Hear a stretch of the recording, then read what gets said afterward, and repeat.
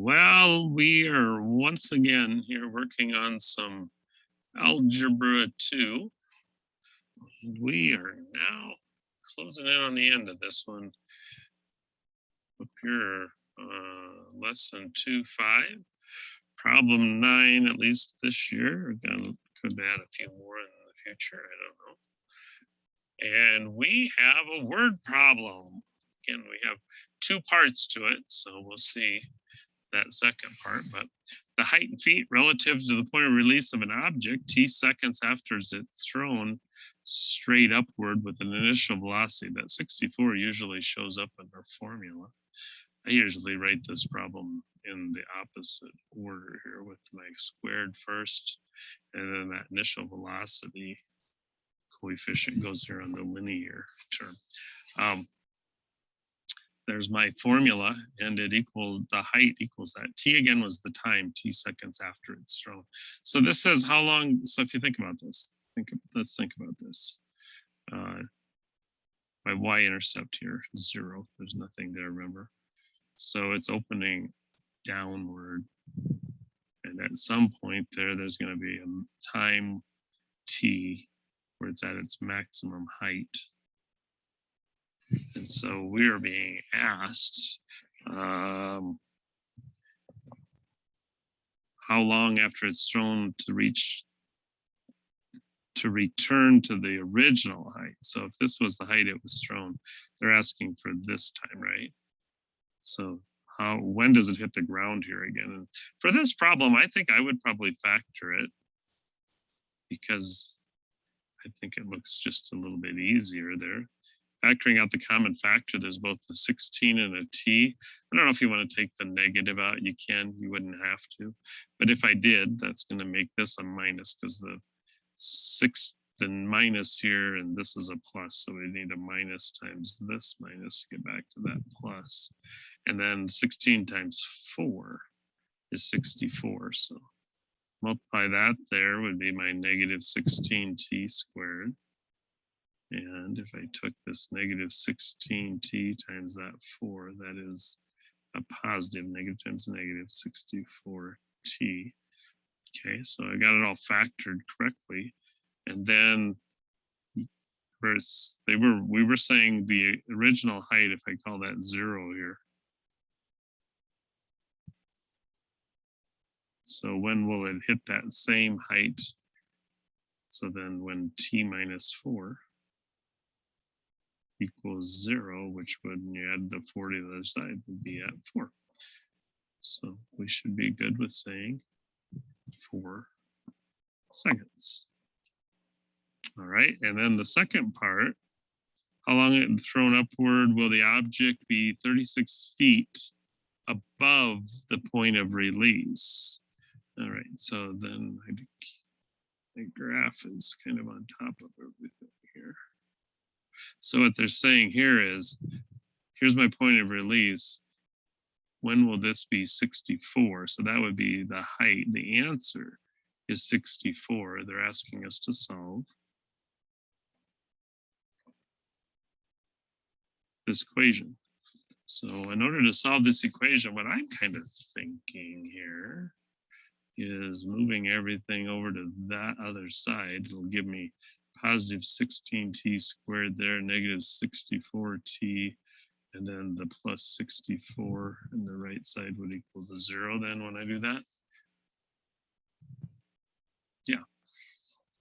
So looking at it like that, all these things right now would divide by 16 just to get some simpler, smaller numbers. So then I'd have t squared minus 4t plus 4 equals 0. And so if I'm thinking that even just factors. So I think it's t minus 2 and t minus 2, because t times t is t squared. Check. Minus 2t minus, oops, that wasn't the right one. Minus 2t and minus 2t gives me my minus 4t. And last but not least, that -2 times -2 is the positive 4. All right, so then that would be, when does t minus 2 equal 0? And that would be at 2. So that would be my method. There's other methods. You could even throw the equation in Desmos and just from the graph find that solution. But let's, the object will reach a height 36 above the 2 seconds after its release. I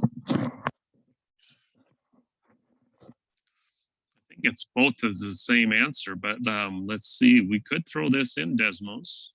Let's go over there and do that. So if I put in my original equation, we're wondering when the y equals 64, I'm going to use x. I don't know if it recognizes the t. We're wondering when that original equation that I have written, I do have that written right up here. And I'm wondering when the right side equals, so I'm going to type a second equation in the second one, y equals, when does it equal 64? And so if we zoom up there, I feel like I would like to change my x. Can't really see these in here, but this is where you can change. I'm going to change that from -10 to 10. Doesn't look like I need the negative side at all. We'll change that -10 on the left to a -1. 64 would appear to me to be just the 1 point there at 2 seconds. So let's go back and put that in. I think we're good to go there. 2 seconds or just 1 point. And check that answer. Uh-oh. How long? Simplify your answer, type an integer or decimal round to the nearest 10th. How long after it is thrown upward will the object be 36? Oh, I wrote 64. Whoops. That's totally my bad. All right, so this wasn't a 64 here at all. This was supposed to be, I just totally wrote the wrong thing. This was supposed to be, when does it equal 36? Read the question wrong or didn't read it at all. So let's go back to Desmos and put that in. I thought that seemed like the easier way. Put in a 36 here. Could have done it with completing the square. I think that's the way they wanted us to do it, but that's all right.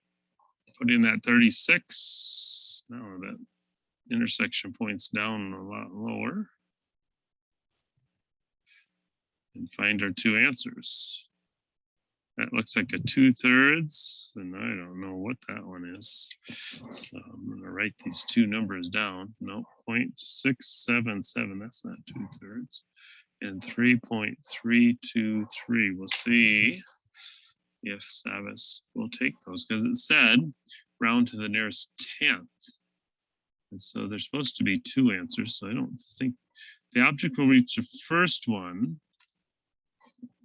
We got 2, so I'm going to clear this screen. I wrote those 2 solutions down for me so you can see what I'm doing. The first one is to the nearest 10th. And it was 0.677, so that'd be 0.7. And the second one was 3.32, so 3.3. And let's see if it likes those. There we go. Read the question carefully. Get so much writing on the screen, you can't see what you're doing. Remember, we got the view an example. That's my favorite one. You can help me solve this step by step, but it makes you do it over. Do a similar question if you're not sure if you got it down. And you can always look up the more examples if you'd like on YouTube. So keep after it. You got this. Just don't give up.